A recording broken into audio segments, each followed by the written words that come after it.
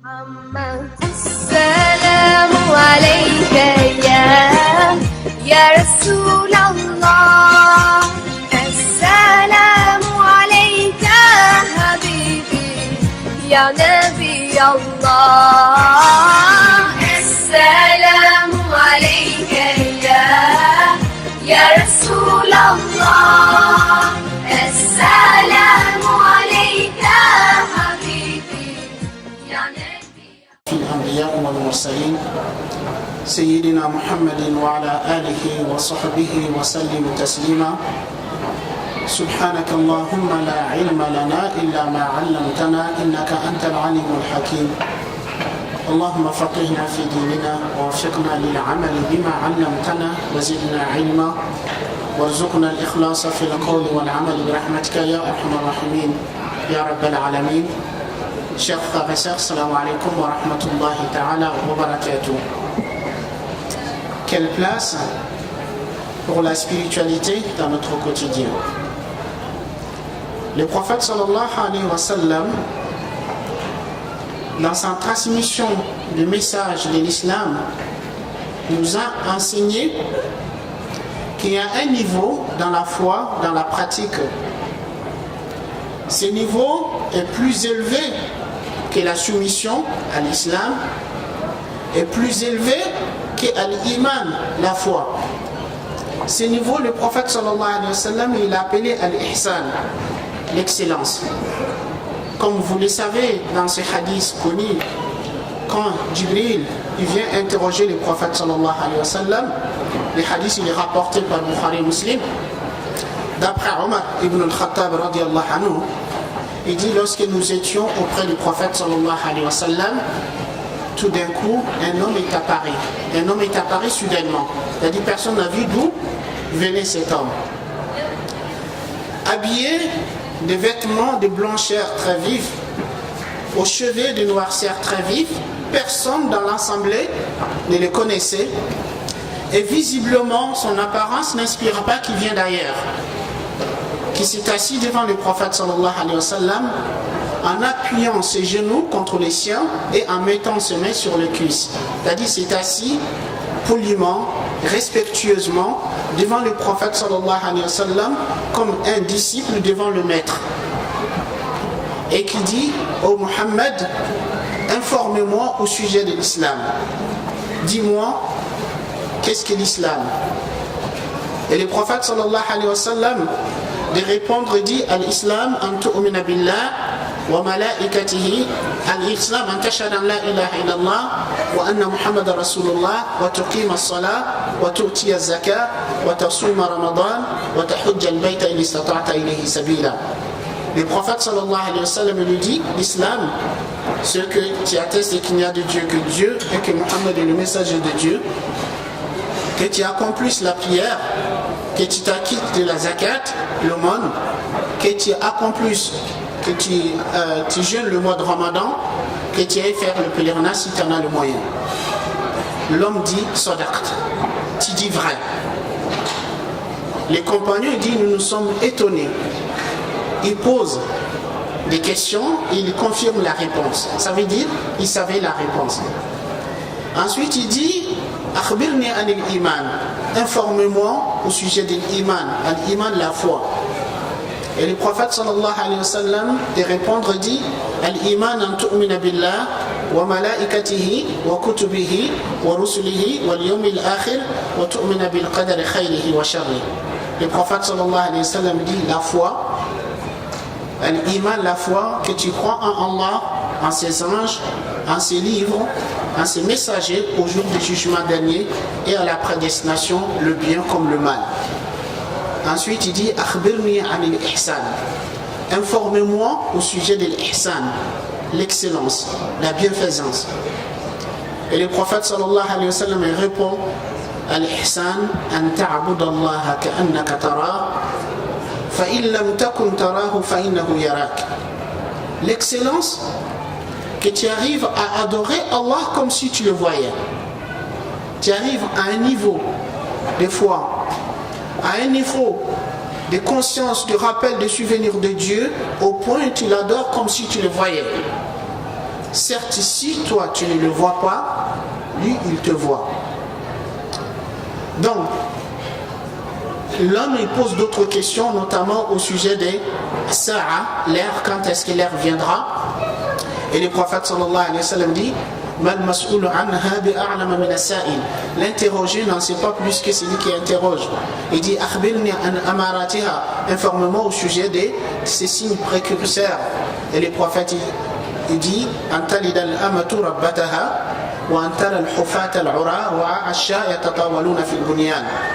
le fait que l'esclave, la femme esclave mette au monde sa maîtresse et que tu vois le pied nu, le mal vêtu, c'est rivalisé dans des constructions des grands édifices. Après l'homme, il reste quelques instants, après il s'en va. Le prophète sallallahu alayhi wa sallam se tourne vers ses compagnons en leur disant saviez-vous qui est l'homme qui m'interrogeait il y a un instant? Ils répondent Allah wa rasuluhu a'lam, Allah et son messager en sait le plus. Il leur dit c'était Jibril, c'était l'ange Gabriel qui est venu pour vous enseigner votre religion. Donc on voit dans ces hadiths que la religion est de trois volets. Il y a l'islam qui est la soumission, c'est-à-dire à partir du moment où une personne décide volontiers de se soumettre à Dieu, de pratiquer ce que Dieu lui ordonne de faire. Certes, cette pratique repose sur la foi. Il faut avoir la foi pour se dire je vais pratiquer. Si on n'a pas la foi, on ne peut pas se mettre à pratiquer. Mais la pratique ne veut pas dire qu'on a atteint la plénitude de la foi. Certes, on a une base de la foi qui nous permet de se mettre pour pratiquer, mais on n'a pas encore atteint la plénitude de la foi. C'est pour cela, dans le Coran, quand les Bédouins disent nous avons la foi, Dieu leur dit non. Vous n'avez pas encore la foi. Allah subhanahu wa ta'ala nous dit dans le Coran qalatil a'rabu amanna qul lam tu'minu walakin qulu aslamna walamma yadkhulul iman fi qulubikum wa in tuti'u Allah wa rasulahu la yalitkum min a'malikum shay'a inna Allah ghafurur rahim إنما المؤمنون الذين آمنوا بالله ورسوله ثم لم يرتابوا وجاهدوا بأموالهم وأنفسهم في سبيل الله أولئك هم الصادقون. Allah dit, les Bédouins disent, nous avons la foi. قل لم تؤمنوا dit, vous n'avez pas encore la foi. ولما يدخل قل لم تؤمنوا ولكن قولوا أسلمنا dit, vous n'avez pas encore la foi, dites plutôt que vous êtes simplement soumis. La foi n'a pas encore pénétré dans vos cœurs. Mais si vous obéissez à Allah et son messager, Allah ne vous léseront en rien de vos œuvres. Certes, Allah est pardonneur et miséricordieux. Les vrais croyants sont ceux qui croient en Allah et en son messager, qui par la suite n'ont point douté et qui luttent dans le sentier d'Allah avec leurs biens et leurs personnes, ceux-là sont les véridiques. Donc on voit bien, Allah fait distinction entre se soumettre et avoir la foi. Donc, il y a la soumission à l'islam, il y a l'iman, la foi, et il y a au-dessus de la foi, il y a l'ihsan, l'excellence. Adorer Allah comme si tu le voyais, certes si toi tu ne le vois pas, lui il te voit. Donc en fait c'est ce niveau de la foi, ce niveau de la croyance, de la pratique, c'est ce qu'on appelle la spiritualité. Donc avoir constamment la conscience de Dieu. Être constamment, se rappeler, se souvenir que Dieu est avec nous, Dieu nous voit, il nous attend, il est au courant de tout ce que nous faisons et de tout ce que nous disons. C'est ça qui va faire que le croyant, constamment, il va essayer de faire ce qui plaît à Allah et éviter ce qui déplaît à Allah. Donc pour atteindre ce niveau de conscience de Dieu, il faut faire un travail sur soi. Ce travail consiste dans le fait de purifier son âme et purifier son cœur de ces tendances vers le mal, vers la passion, vers les désirs malsains, et faire accroître la tendance de bien l'amour de bien, la soumission et l'obéissance à Allah subhanahu wa ta'ala, jusqu'à ce que Allah devienne celui qu'on aime le plus et celui qu'on craint le plus. Donc quand on va atteindre ces niveaux de purification de l'âme, du cœur, c'est en ce moment que notre cœur sera digne d'être habité par Allah, par l'amour d'Allah et par la conscience d'Allah et par la présence d'Allah subhanahu wa ta'ala. Il faut savoir que ce travail que l'un d'entre nous doit entreprendre sur soi pour purifier son âme et purifier son cœur est un travail essentiel et primordial, car la réussite et le salut de l'individu dépendent de cela. C'est pour cela Allah subhanahu wa ta'ala dans le Coran, Allah jure à 7 reprises pour affirmer quelque chose. Cependant, est-ce que celui qui a la foi, qui croit en Dieu, a-t-il besoin, pour croire en ce que Dieu lui dit, a-t-il besoin que Dieu jure pour lui? Un croyant qui est réellement croyant, qui a la foi, lorsqu'il entend Qala Allah, Qala Rasulullah, Dieu dit et son messager dit, il dit Amant. Il dit j'y crois. Un croyant n'a pas besoin que Allah jure pour lui pour croire. Mais cependant dans le Coran, Allah jure à 7 reprises pour affirmer une réalité. Allah dit Washamsi wa duhaha wal qamari idha talaha wal nahari idha jallaha wal layli idha yaghshaha was samai wa ma banaha wal ardi wa ma tahaha wa nafsin wa ma sawaha. 7 fois Dieu jure. Wa nafsin wa ma sawaha فألهمها فجورها وتقواها قد أفلح من زكاها وقد خاب من دساها. Allah subhanahu wa ta'ala dit والشمس وضحاها. Il dit par le soleil et sa clarté. والقمر إذا تلاها, et par la lune quand elle le suit. والقمر إذا تلاها والنهار إذا جلاها, et par le jour quand il éclaircit. Par la nuit quand elle enveloppe l'univers par son obscurité. Par le cieux et celui qui l'a conçu. Et par la terre et celui qui l'a aplani. Par l'âme et celui qui l'a harmonieusement façonné. Allah jure par l'âme et celui qui l'a harmonieusement façonné. Il inspira son immoralité ainsi que sa piété.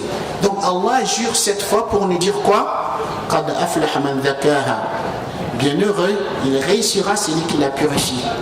Il réussira celui qui purifie son âme. Il sera déçu et perdant celui qui la corrompt. Celui qui laisse son âme corrompue sera déçu. Donc, la purification de l'âme et la purification du cœur est le sujet, l'objet de l'épreuve de l'homme dans cette vie. Donc, l'homme le plus aimé de Dieu, l'homme le plus rapproché de Dieu, sera celui qui se sera purifié, qui aura réalisé la finalité de son existence, qui est l'adoration d'Allah subhanahu wa ta'ala. Et l'adoration d'Allah, l'adoration pour être un véritable adorateur d'Allah, il faut réaliser des conditions. L'adoration repose sur des piliers. Le premier pilier de l'adoration, c'est le fait d'aimer Allah d'un amour sans limite. Aimer Allah plus que toute autre chose.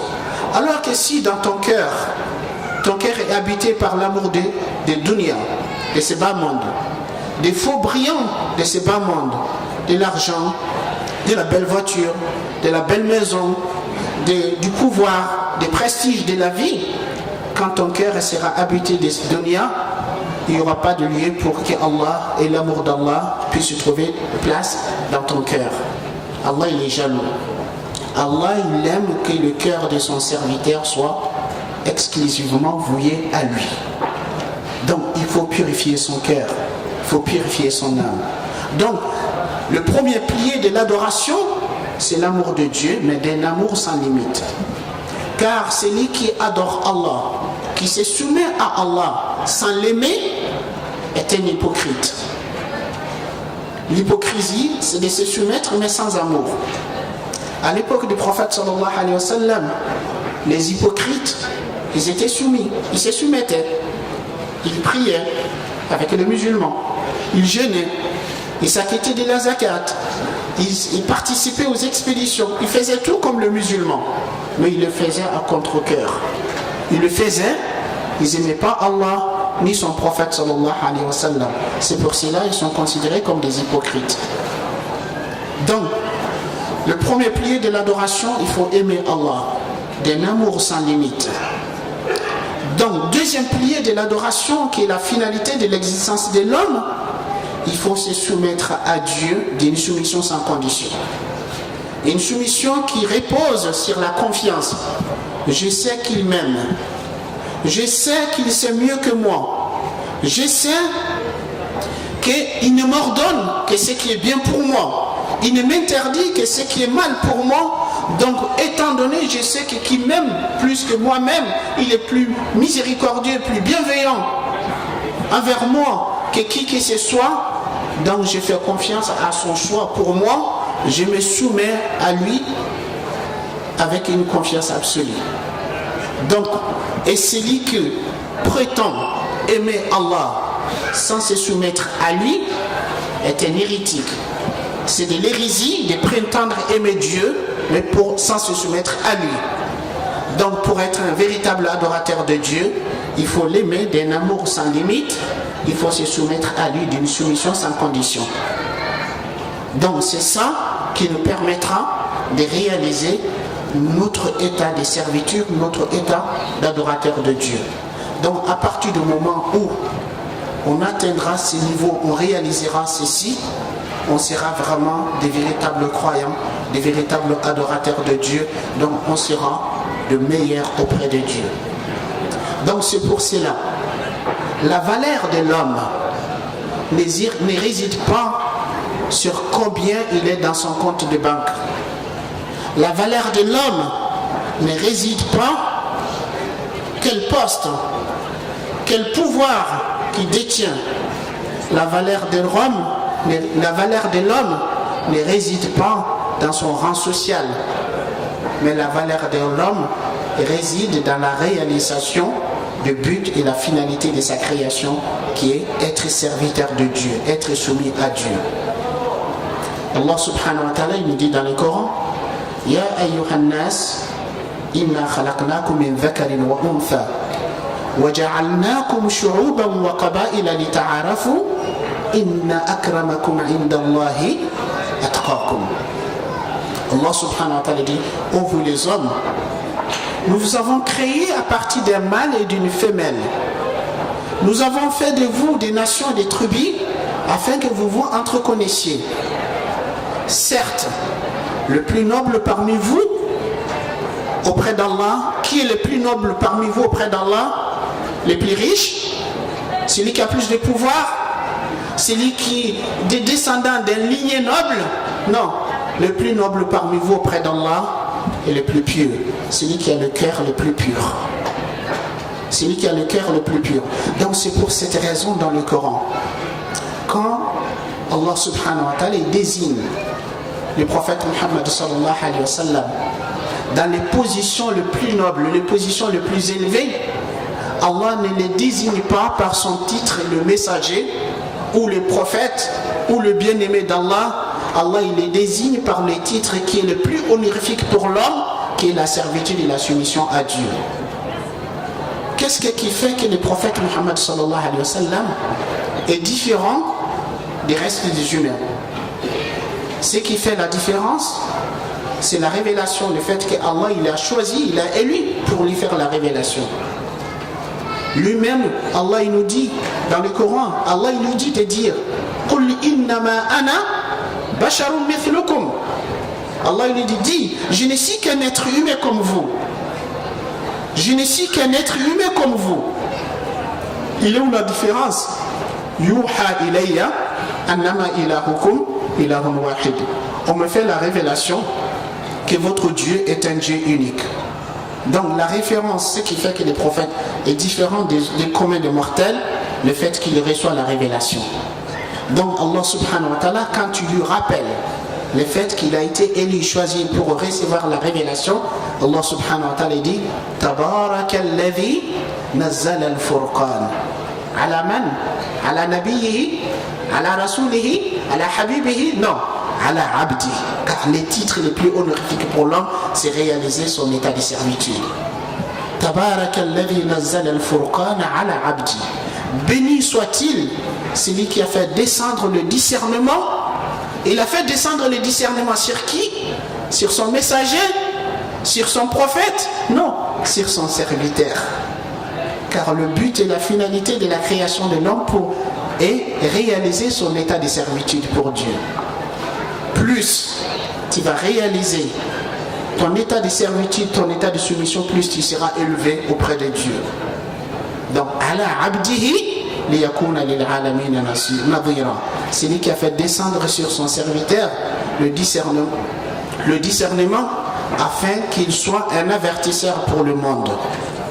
Donc aussi, quand Allah lui rappelle cette invitation que Allah il a fait au prophète sallallahu alayhi wa sallam pour le réconforter, pour le soulager, lorsque il a affronté le refus, l'opposition de son peuple à son message, Allah subhanahu wa ta'ala, pour les réconforter, Allah il fait qu'il va faire ce voyage extraordinaire qu'on appelle le voyage nocturne et l'ascension. Allah subhanahu wa ta'ala, il lui dit Subhanalladhi asra bi'abdihi laylan min al-masjid al-haram ila al-masjid al-aqsa alladhi barakna hawla. Gloire et pureté à celui qui a fait voyager des nuits. Il a fait voyager des nuits qui? Son prophète, son messager. Mais non, le titre le plus élevé, son serviteur. Il a fait voyager des nuits son serviteur de la mosquée sacrée vers la mosquée lointaine. Donc vous voyez ici aussi, Allah il le désigne par le serviteur. Et pareil aussi, le prophète sallallahu alayhi wa sallam, quand il accomplit la mission dont il a été chargé par son Seigneur, quand Allah il parle de ça, وَأَنَّهُ لَمَّا قَامَ عَبْدُ اللَّهِ يَدْعُوهُ كَادُوا يَكُونُونَ عَلَيْهِ لِبَدًا. Donc toujours, Allah il les désigne dans les positions les plus nobles par la servitude, serviteur. Donc des fois, quand vous utilisez ces termes, serviteur de Dieu ou l'esclave de Dieu, certains ils trouvent ces termes c'est choquant de parler de l'esclave, de l'esclavage. Certes, l'esclavage de l'homme à une créature comme lui est dégradant, car l'homme est une créature honorée, une créature à qui Dieu lui a accordé la dignité. Donc l'homme ne doit pas s'asservir pour autre chose que Dieu. L'esclavage de l'homme pour une créature comme lui est dégradant. Mais par contre, l'esclavage de l'homme, la soumission de l'homme, la servitude de l'homme à son créateur, à son Seigneur, c'est l'honorifique. C'est ça l'honneur, la dignité de l'homme réside dans sa servitude à Dieu. C'est pour cette raison, mes chers frères et sœurs, il faut savoir que tout un chacun d'entre nous, très souvent, par humilité, par modestie sincère ou par fausse humilité, quand on nous dit « Qui es-tu » Serviteur de Dieu, servante de Dieu. C'est facile de dire que je suis serviteur de Dieu. C'est facile de dire que je suis la servante de Dieu. Mais est-ce que tu l'es réellement? Puisqu'en fait, réellement, il faut le mériter, ce titre-là. Donc, il y a beaucoup de gens qui disent par la langue je suis serviteur de Dieu, je suis servante de Dieu, mais par leurs attitudes, par leur comportement, ils disent je suis libre, je fais ce que je veux. Cependant, un serviteur ou une servante n'agit pas de son propre chef. Un serviteur ou une servante agit conformément aux ordres de son Seigneur. Si tu dis par la bouche, je suis serviteur de Dieu ou servante de Dieu, mais quand Dieu te dit, tu te donnes tes ordres de faire, tu dis non, je ne suis pas prêt à le faire. Quand Dieu t'interdit, tu dis non, je ne suis pas prêt à le faire. En quelque sorte, tu dis par la bouche, je suis serviteur, et par l'attitude de comportement, tu dis, je suis libre, je fais ce que je veux. Alors que on doit œuvrer pour mériter ce titre serviteur de Dieu. C'est pour cela, dans le Coran, Allah subhanahu wa ta'ala, quand il décrit le serviteur qui mérite ce titre d'être nommé des serviteurs de Dieu, Allah subhanahu wa ta'ala nous dit wa ibadur rahmani alladhina yamshuna ala al-ardi hawna wa idha khatabahum al-jahiluna qalu salama والذين يبيتون لربهم سجدا وقياما والذين يقولون ربنا اصرف عنا عذاب جهنم إن عذابها كان غراما إنها ساءت مستقرا ومقاما. Les serviteurs des tout miséricordieux, qui sont ces gens qui méritent ces titres d'être serviteurs de Dieu? Les serviteurs de tout miséricordieux sont ceux qui marchent humblement sur terre, ceux qui sont emplis de l'humilité, de modestie, qui marchent humblement sur terre. Et lorsque les ignorants s'adressent à eux, ils disent paix. Qui passent leur nuit prosternés et debout, c'est-à-dire ils passent leur nuit dans la prière. Et ceux qui disent Seigneur, écarte de nous, détourne de nous le châtiment de l'enfer. Quel mauvais lieu de séjour et quel mauvais lieu de stabilité. Donc on voit bien ici Allah subhanahu wa ta'ala, il dit ce qu'il mérite. Donc c'est la fin de Surat al-Furqan, le discernement, Surat 25. Ici des versets 160 jusqu'à la fin de la Surat, Allah il décrit, il nous donne les qualités de ceux qui méritent ce titre de serviteur de Dieu.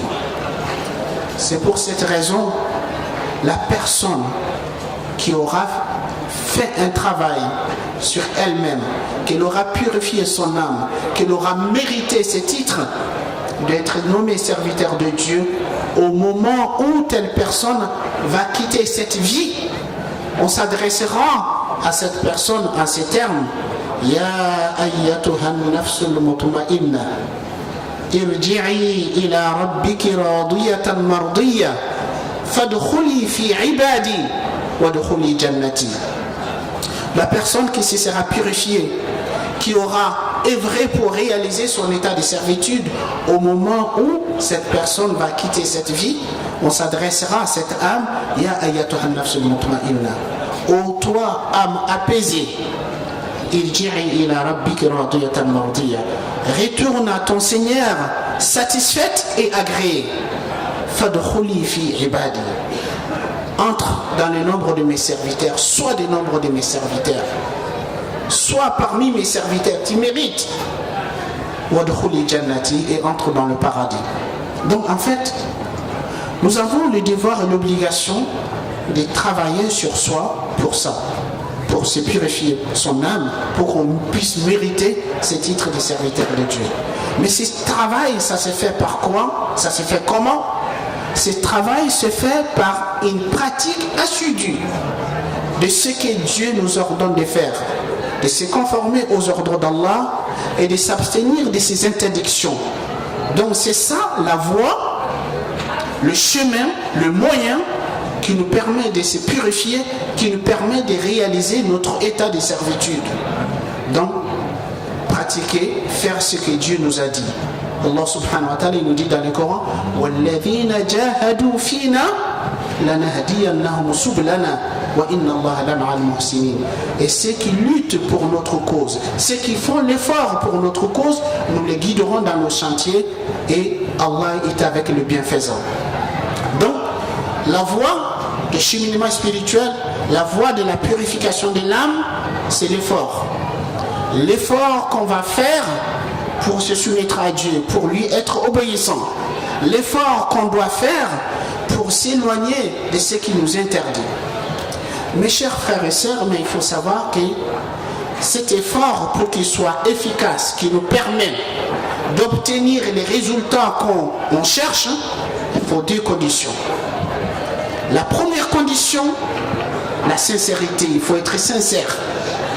Il faut que la seule motivation, la seule raison qui nous anime, qui nous motive à dire je vais faire l'effort sur moi, c'est pas pour la réputation, c'est pas pour quelconque prestige, privilège qu'on cherche à avoir, mais uniquement la recherche de plaire à Allah, la recherche de son agrément et sa satisfaction. Donc faire l'effort est animé et motivé par la sincérité. C'est la première condition de l'effort. Deuxième condition de l'effort, c'est la conformité à l'enseignement du prophète sallallahu alayhi wa sallam et à sa tradition. Allah a choisi le prophète pour qu'il soit le modèle, pour qu'il soit l'exemple, pour qu'il soit le guide. Donc si on veut cheminer, il faut qu'on chemine sur la trace du prophète sallallahu alayhi wa sallam. Sinon, si on va innover notre voie, notre façon, notre manière d'adorer Allah, Allah n'acceptera pas ça. Le prophète sallallahu alayhi wa sallam nous dit Man amila amalan laysa alayhi amruna fahuwa radd. Quiconque qui fait une œuvre qui n'est pas conforme à nos ordres sera rejeté. Al-Junayd rahimahullah il disait toutes les voies qu'on pourrait emprunter pour cheminer sont sans issue, à l'exception de la voie qui est tracée par le prophète sallallahu alayhi wa sallam. Donc 2 conditions pour l'effort, la sincérité et la conformité. Mais il faut savoir que tout cela ne sont pas possibles sans l'aide d'Allah, sans l'assistance d'Allah subhanahu wa ta'ala. Donc c'est pour cette raison, le musulman qui cherche à cheminer, il doit apprendre à se connaître. Il doit apprendre à connaître les qualités inhérentes, les qualités intrinsèques de l'homme. Les qualités inhérentes et intrinsèques de l'homme, c'est quoi? C'est d'abord l'ignorance. Innal insana la zalumun jahul. L'homme est très injuste et très ignorant. Donc le fait d'être conscient qu'on est ignorant, le fait d'être conscient qu'on est faible, on est faible, on ne peut rien. Le fait d'être conscient qu'on est pauvre, on est pauvre dans notre connaissance, on est pauvre dans notre pouvoir, on est pauvre dans nos capacités, on est pauvre dans tous les sens des termes. Donc c'est le fait d'apprendre à se connaître qui nous permettra de connaître Allah subhanahu wa ta'ala. Donc les qualités inhérentes d'Allah, les qualités intrinsèques d'Allah est que Allah il est Al-Ghani, il est le riche. Donc par tous les sens du terme, il est le riche par excellence. Il est l'omnipotent, il est l'omniscient, il est le tout-puissant, il est le tout miséricordieux, il est le sage par excellence. Donc à partir du moment où je prends conscience de ma faiblesse, je prends conscience de ma pauvreté, je prends conscience de mon incapacité et de ma faiblesse, je vais chercher l'aide et l'assistance auprès de tout-puissant, auprès de l'omnipotent. Donc c'est ça le sens de Iyyaka na'budu wa iyyaka nasta'in. Allah nous apprend dans le Coran, dans nos prières, à chaque raka, nous répétons la sourate al-Fatiha, nous disons Iyyaka na'budu. C'est toi celle que nous adorons. C'est-à-dire nous sommes conscients que nul ne mérite l'adoration à part Allah. Il est le seul qui doit être adoré. C'est toi celle que nous adorons. C'est de toi celle que nous implorons l'aide et l'assistance. Nous savons que sans toi, nous ne te connaîtrons pas. Sans toi, nous ne t'adorons pas. Sans toi, nous ne pourrons pas se soumettre à toi. Donc, Ya Allah, aide-nous dans nos faiblesses. Donc, ainsi, quand on va reconnaître son état de servitude, son état de faiblesse, qu'on est démuni de tout pouvoir, la hawla wa la quwwata illa billah, il n'y a de force ni de puissance que par Allah. Donc je vais me remettre en Allah subhanahu wa ta'ala. Donc je vais demander l'aide d'Allah et l'assistance d'Allah subhanahu wa ta'ala. Donc dans ce cas, lorsque je suis assisté par Allah, lorsque je suis guidé par Allah, lorsque Allah me facilite de faire du bien, de me soumettre à lui, de lui obéir et d'éviter ce qu'il m'a interdit, je ne serai pas imbu de ma personne. Je ne serai pas fier de moi puisque je l'ai fait, mais au contraire, je vais voir dans ma soumission, dans ma adoration, une faveur, une grâce d'Allah subhanahu wa ta'ala. Allah, il m'a aidé, Allah, il m'a assisté, Allah, il m'a guidé, Allah, il m'a facilité de l'adorer. Donc, dans ma soumission, dans mon adoration, je ne verrai pas que Allah me doit quelque chose. Souvent, beaucoup de gens, et quand ils arrivent, quand Allah les guide, Allah les facilite à faire quelque chose, ils ont ce sentiment, j'ai fait quelque chose pour Allah, donc j'attends ma récompense, j'attends mon salaire. Subhanallah, quel salaire que tu mérites? Quel salaire que tu mérites? Alors que normalement, le sentiment qui doit nous animer, quand Allah nous guide, il nous facilite de faire du bien, je dois être animé d'un sentiment de gratitude, un sentiment de reconnaissance, de dire, Ya Allah, comment pourrais-je te remercier de ces faveurs et tes grâces?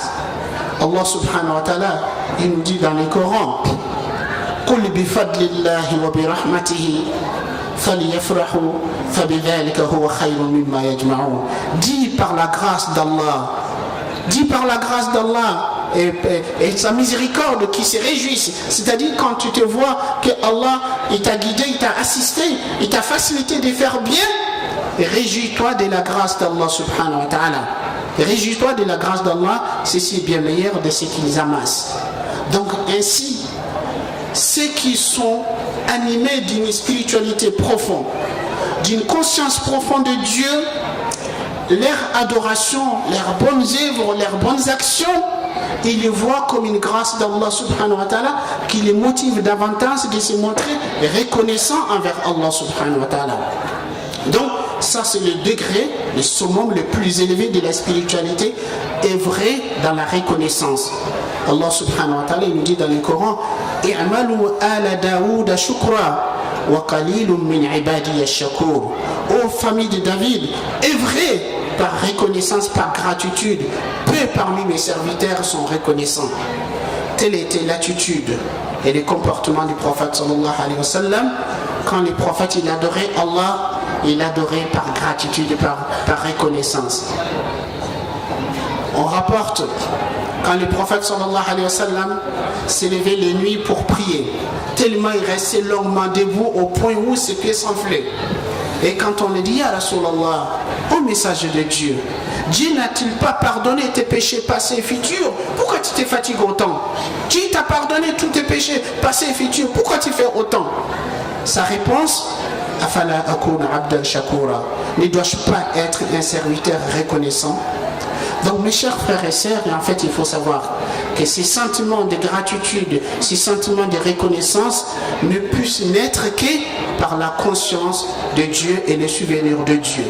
Donc c'est pour cette raison, quand vous regardez tous les actes d'adoration, Allah ne les a légiférés, ne les a instaurés que ça soit un moyen de vivre dans le rappel, de vivre dans le souvenir de Dieu. Par exemple, si vous prenez salat, la prière, Allah subhanahu wa ta'ala, il nous dit dans le Coran, Utlu ma uhiya ilayka min al-kitab wa aqim as-salat inna as-salata tanha 'anil fahsha'i wal munkar wa la dhikrullahi akbar wallahu ya'lam ma tasna'un. Allah subhanahu wa ta'ala dit, il s'adresse au prophète sallallahu alayhi wa sallam en ces termes, récite ce qu'on t'a révélé des livres. Récite ce qu'on t'a révélé des livres et accomplis la salat, accomplis la prière. Certes, la prière interdit la turpitude et les actes blâmables. Et certes, le rappel d'Allah est encore plus énorme. C'est-à-dire le rappel d'Allah, si la prière interdit les turpitudes et les actes blâmables, le rappel et le souvenir de Dieu est encore plus énorme à interdire les turpitudes et les actes blâmables. C'est-à-dire, une personne qui à la fois qui croit en Dieu, quand est-ce qu'elle peut tomber dans le péché, dans la désobéissance? Quand elle oublie Dieu. Sinon, on ne peut pas avoir la conscience de Dieu à un moment où je suis pleinement conscient que Allah est avec moi. Allah me voit, Allah il m'entend, Allah est au courant de ce que j'ai fait, de ce que j'ai dit. Je ne peux pas en ce moment me permettre de lui désobéir. Mais quand je l'oublie, je peux tomber dans le péché. Donc, voilà, dhikrullahi akbar, le rappel d'Allah, il est encore plus énorme. Il y a un autre sens, et certains savants disent non. Voilà, dhikrullahi akbar, le rappel d'Allah est encore plus énorme. Il dit que le fait que toi, tu te souviens d'Allah est une bonne chose, mais le fait qu'Allah se souvient de toi est encore plus énorme. Car Allah subhanahu wa ta'ala dit Fadhkuruni adhkurukum. Souvenez-vous de moi, je me souviendrai de vous. Le fait que Allah se souvient de toi, certes, Allah n'oublie pas. Wa ma kana rabbuka nasiya. Mais que Allah se souvient de toi par ses soins, sa protection, son assistance est encore plus énorme. Donc Allah il nous dit Wa aqimis salata li dhikri, et accomplis la prière pour mon souvenir, pour mon rappel. Donc Siyam, Al-Hajj, Al-Zakat, tous ces actes d'adoration, ils ont pour finalité, pour but, de revivifier le souvenir et le rappel de Dieu. Et Cheikh Bouti, rahimahullah, il nous dit, en fait, souvent, beaucoup de gens, ils font al-Dhikr, ils font le rappel, ils pratiquent le rappel, mais dans l'oubli. Alors que la finalité, l'objectif du rappel, c'est le souvenir. Allah subhanahu wa ta'ala il nous dit Inna fi khalqi samawati wal ard. Certes, dans la création des cieux et de la terre, wa ikhtilaf al-layli wan nahar, l'alternance du jour et de la nuit, la ayatin li ulil albab, il y a là des signes pour des doués d'intelligence. Qui sont les doués d'intelligence? Alladhina yadhkuruna Allah qiyaman wa qu'udan wa ala junubihim, sont ceux qui se souviennent d'Allah debout, assis et sur leurs flancs. C'est-à-dire dans toutes les circonstances et toutes les conditions, ils vivent dans le souvenir, dans le rappel de Dieu. Donc c'est pour cette raison, aujourd'hui vous trouvez beaucoup de gens qui pratiquent le rappel, qui dit Subhanallah, qui dit Alhamdulillah, qui dit Wa la ilaha illallah, mais qui le pratiquent dans l'oubli. Alors que le rappel a pour objectif, a pour finalité, vivre dans le souvenir et vivre dans le souvenir. Donc, c'est quand tu pratiques avec la langue, tu dis Subhanallah wa Alhamdulillah, et en même temps, que quand tu es face au faux brillant de la vie d'ici-bas, à un moment donné, que tu es tenté, tu es séduit pour gagner des choses, tu peux te permettre de mentir, de voler, de tricher pour gagner de plus. En fait, tu vis dans l'oubli. Tu vis dans l'oubli de Dieu. Parce que si tu sais que ton risque qui t'est destiné, Allah il a déterminé avant que tu sois né, avant que tu viennes dans ce monde. Normalement, un musulman qui vit dans le rappel, dans le souvenir, il ne mentira pas, il ne volera pas, il ne trichera pas. Il sait que le risque qu'il est destiné, un centime ne va pas lui manquer. Car le prophète sallallahu alayhi wa sallam nous dit Inna ruha al-Qudusi nafatha fi rawhi annahu lan tamuta nafsun hatta tastawfiya rizqaha wa ajalaha fattaqullaha wa ajmilu fi talab. Il dit l'Esprit Saint m'a insoufflé qu'aucune âme ne mourra avant d'épuiser le délai de vie qui lui est accordé et le risque, subsistance, le don qui est destiné par Dieu. Craignez Dieu et cherchez des meilleures façons. Si je cherche vos risques des meilleures façons. Donc aussi quand tu penses que quelqu'un qui peut te faire du mal, quelqu'un qui peut t'enlever la vie, quelqu'un qui peut t'enlever ton risque, tu vis dans l'oubli de Dieu. Puisque Allah subhanahu wa ta'ala, il est le seul maître, le maître absolu de l'univers. Mais par contre, lorsque tu constamment tu vis dans ce souvenir, dans le rappel que Allah est avec toi, qu'Allah est le seul maître, qu'Allah il est le seul qui décide, ton souci majeur est uniquement plaire à Allah subhanahu wa ta'ala, tu vis dans le rappel, dans le souvenir, tu vis dans la spiritualité. C'est ça, lorsque nous faisons 5 fois la prière est là pour nourrir notre conscience, notre souvenir de Dieu. Quand on jeûne le mois de Ramadan est là pour renforcer cette conscience, ce souvenir de Dieu. Quand on s'acquitte de la zakat, on dit certes l'argent est aimé de l'homme, mais cet argent, ça ne m'appartient pas. L'argent appartient à Allah subhanahu wa ta'ala, qu'il a mis à ma disposition, j'utilise comme ça plaît à Allah subhanahu wa ta'ala. Quand on fait ce voyage de pèlerinage, où on va quitter ses conforts, on va quitter sa famille, on va quitter ce bien, on va se fatiguer, on va payer encore pour ces fatigues. Je sais que ma vie, mon corps, mon âme, ma santé, mes biens appartiennent à Allah subhanahu wa ta'ala, donc j'en fais ce qui plaît à Allah subhanahu wa ta'ala. Prière pour terminer. La meilleure façon, le meilleur moyen de se rappeler d'Allah, de vivre dans le souvenir, constamment être conscient de cet accompagnement d'Allah, c'est le fait de faire lien entre chaque bienfait que Allah t'a donné avec le bienfaiteur. Le fait d'établir le lien entre chaque bienfait et le bienfaiteur. Par exemple, si à un moment donné tu prends conscience que la vie est un bienfait de Dieu, à un moment donné tu prends conscience, tu dis alhamdulillah, Allah il a fait que je suis encore en vie, je suis encore en mesure de faire de bien, il faut que tu t'interroges qui t'a donné la vie. Si à un moment donné tu prends conscience que le fait d'être en bonne santé est une faveur, est un bienfait d'Allah, interroge-toi qui t'a donné la santé. Si à un moment donné tu prends conscience que tu vis en paix, tu vis en sécurité, il faut que tu te dises qui est-ce qui a fait que tu vis en paix, en sécurité. Si à un moment donné tu sens que le fait d'être entouré par les siens, le fait d'être entouré par ceux qui nous aiment, ceux qu'on aime, que ceci est un bienfait, il faut demander qui est-ce qui t'a donné ce bienfait. Si à un moment donné, le fait de vivre dans l'aisance, dans la prospérité, tu prends conscience de cela, tu dis alhamdulillah, Dieu m'a facilité la vie, il faut dire qui est-ce qui t'a facilité cette vie. Si tu adores Allah, si tu fais du bien, si tu évites de faire du mal, le fait de dire, de voir qui est-ce qui t'a assisté, qui est-ce qui t'a facilité de faire du bien. Donc quand on réfléchit de cette façon, de cette manière, qu'on établit ce lien entre chaque bienfait et l'auteur, on va vivre constamment dans le souvenir, dans le rappel de Dieu. On va voir constamment qu'à chaque instant, à chaque moment, on est comblé des faveurs, des bienfaits d'Allah, que quoi que nous fassions, nous ne pourrons jamais dire, de remercier Allah suffisamment, nous ne pourrons jamais remercier Allah comme il se doit. Allah subhanahu wa ta'ala nous dit si vous énumérez les faveurs et les bienfaits d'Allah, vous n'arriverez jamais à les recenser. Je terminerai par ce propos du prophète Daoud alayhi salatu wassalam.